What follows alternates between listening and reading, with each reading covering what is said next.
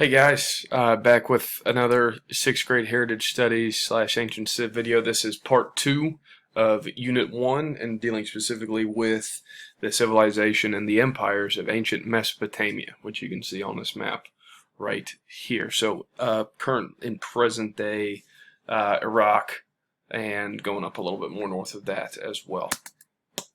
Alright, so this civilization in Mesopotamia is going to be called the Sumerian Civilization. So Sumerian Civilization is going to be all around this. And then you're going to have 5 specific empires that come afterwards. So Sumerian Civilization starting in 3000 BC. These are Shem's descendants. So Shem, Ham, and Japheth, the sons of Noah. Shem is going to stay in the Middle East and the Arabian Peninsula, are going to migrate down through the Tigris and Euphrates rivers in Mesopotamia. Mesopotamia means between the rivers. It's kind of the same region, starting off where the Garden of Eden was thousands of years before this. The area is called the Fertile Crescent because of the abundant water sources and the good soil.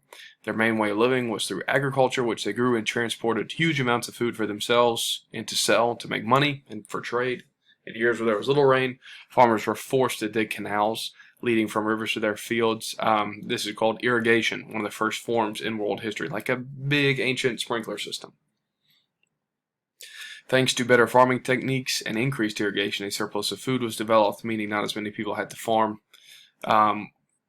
Which means, leads to our last point, this leads people to develop other skills, job specialization in order to work, and it led to the founding of the first city-states, such as the city of Ur, which is where Abram, who would be later become known as Abraham, was originally from.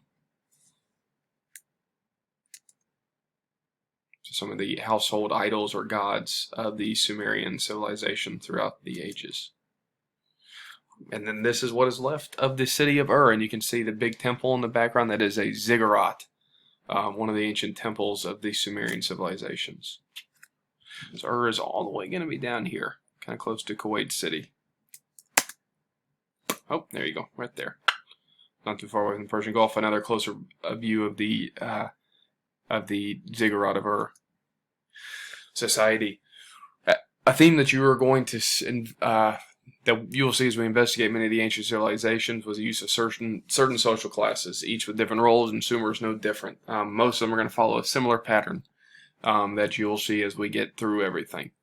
Highest class consists of the ruler, they're the king, the officials, and the priests, and they're going to have the most power. The priests can talk to God, so they're going to act as like advisors to the king, or talk to the gods, quote unquote.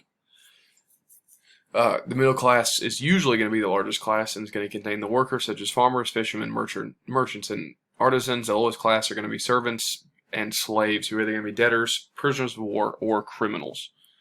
Only the wealthy could afford to send their children, usually only their sons, and only for a limited amount of time, to schools, which were called tablet houses because of what they wrote on. And Sumerians are going to wear clothes made of wool or flax, and usually wore jewelry made of gold, silver, and a blue metallic stone called lapis lazuli.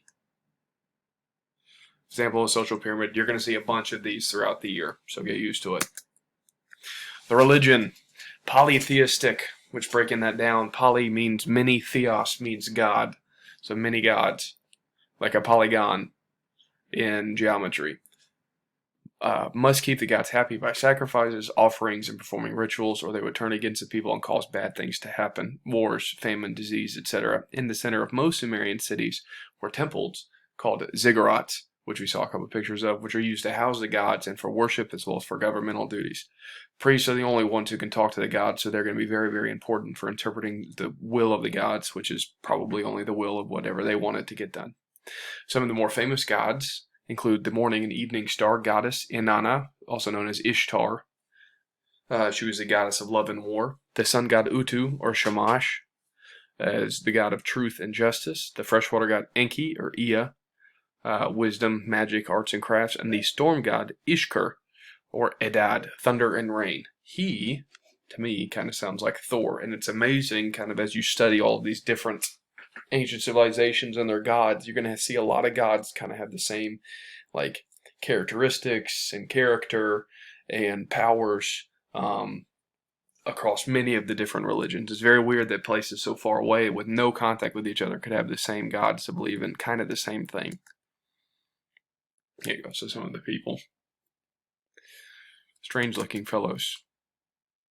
All right, so now on your chart, you are going to start comparing and contrasting Bible versus, or biblical truth versus Mesopotamia. So go ahead and pause the video here. See if you can think of some things off the top of your head that would make these things so different. And then on the next slide, I'll show you guys some of the things that I wrote down.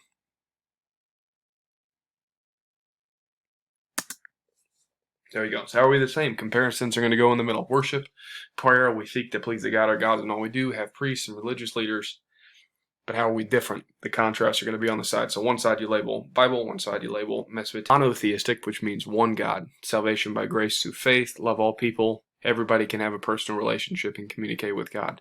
In Mesopotamia, on the other side, in the other circle, polytheistic, a works-based salvation. Love only those who do as you do, must gain the favor of God through the priests to be successful. They're the only ones that can communicate with the gods. Very ritualistic, and only priests, like I said, can communicate with the gods. So similar in some ways, like all religions are, but very different in its practice. Government. If civilization needs a well-organized government to manage people and resources, each city-state is going to have its own king, and that king is going to be selected by the gods, who can only talk to the priests. So really the priests are going to be the ones that pick out the king. The king was in charge of the government for their city, while the head priest was in charge of the religion, and the two are going to work together to control the city. Advances and invention. Sumerians developed an ancient form of writing called cuneiform, which are wedge-shaped symbols, which are going to dominate the scene in this part of the world for a long time.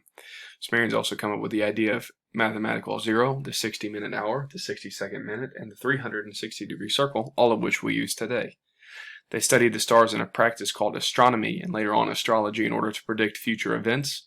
The first epic poem, the Epic of Gilgamesh, was a Sumerian writing that follows the story of Noah and the Ark very closely, not naming them, but it does talk about a huge flood and an individual who's chosen to save the world. They also developed the architectural ideas of the column and the arch, which are going to be borrowed by later civilizations, most notably the Greeks and then the Romans. So some of the examples of the cuneiform writing found on tablets like these, you're going to see how it kind of changes from pictograph writing into actual, from symbol writing into actual like wedge-shaped letter writing. As you move through the ages, you see the years right here, getting closer to the year 0. See where we are. All right, here we go. So, the Chaldean Empire, the first of these empires, all Sumerian civilizations, but the Chaldean Empire starting off 2270 BC. Sargon I comes to power in Kish, a city-state in Sumer. He began conquering other city-states in the surrounding area and went on to form the first empire. He built the city of Akkad, which is where we get the name Akkadian from, and made it his capital city. The Akkadian Empire stretched from the Persian Gulf to northern Mesopotamia at its height. After the Sargon's first death, like many empires, they lose their strong ruler. The empire begins to weaken, and it was conquered by the Amorites by the year 2000 BC. So it lasted just under 300 years. There is Sargon I, or what a statue of him missing an eye.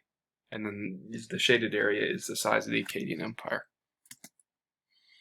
And that is what is left from the city of Akkad, his one-time capital city. Next, you got the Amorite or the Babylonian Empire in 2000 BC. Amorite Empire, also known as the Babylonians, conquered the Sumerians and established their capital city in Babylon, where we get the name Babylonian from. Yes, from the Bible.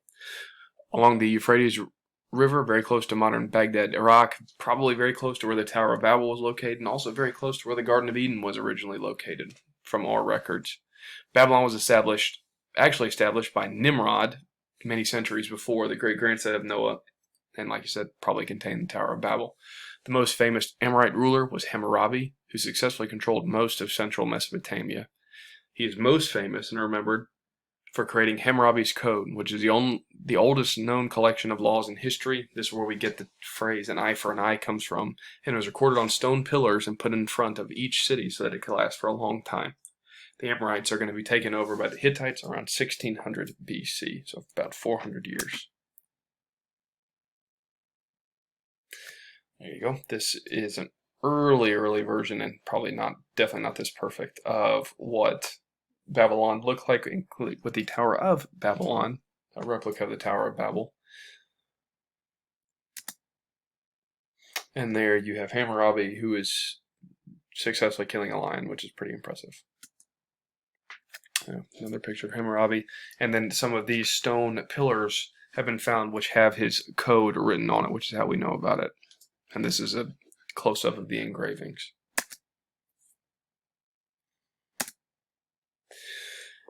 The Hittite Empire in 1600 BC. The Hittites are descendants of Heth, the grandson of Ham and the great-grandson of Noah. They began to settle in the region around 2000 BC and slowly gained control of the surrounding outlying areas. They did not look to priests or gods for leadership, as they served only their king. They saw their king kind of as their god. The Hittites were so successful in battle because they developed iron weapons and chariots long before anybody else had them. They were destroyed by the Assyrian Empire around 1200 to 1150 BC. So they too lasted for about 400 years.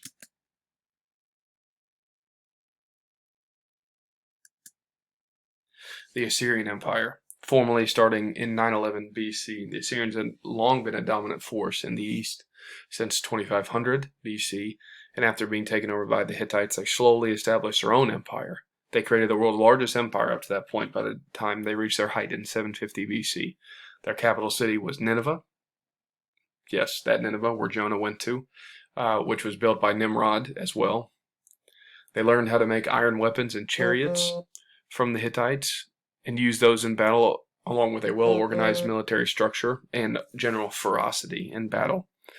The empire stretched from the Persian Gulf in the east to the Nile River in the west, and in 612, the Chaldeans and the Medes joined together to destroy Nineveh and take over the empire.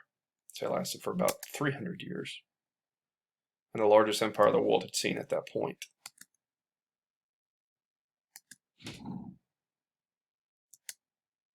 There's Jonah preaching to the masses. Story of Jonah, obviously. Did not want to go to Nineveh. Scared to go there. Didn't like the people there. So tried to go to literally the opposite side of the world. In Tarshish. And then the last empire we're going to talk about. The Chaldean Empire in 626 BC. The Chaldeans had steadily been moving to the area around Babylon. By 1000 BC, after conquering the Assyrians, their capital was moved back to the city of Babylon. So sometimes they're called the Neo-Babylonian, the New Babylonian Empire, even though they're not really Babylonian. The empire reached its height during the rule of Nebuchadnezzar. Yes, from Daniel and Shadrach, Meshach, and Abednego in the Old Testament, and he built up Babylon to become one of the ancient wonders of the world. However, very short-lasting in 539 BC, the Persians and then the Medes, who previously worked for the Chaldeans, would conquer Babylon and the rest of the Chaldean Empire. Even though it was only around for a very short time, very, very powerful dynasty. These are the Hanging Gardens of Babylon, one of the 7 wonders of the world. And one of the gates that was left behind in a museum now. Alright guys, so go ahead and complete the mini quiz here. And when you get done, we'll review this in class tomorrow. Number 1, who's the first known empire in history? Number 2, what does the word Mesopotamia mean? Number 3, list 5 of the advancements that the Sumerians came up with. Number 4, list the 5 empires in order from oldest to newest. And number 5, what is the name of the oldest surviving law code in history? I appreciate you guys, and we will talk soon.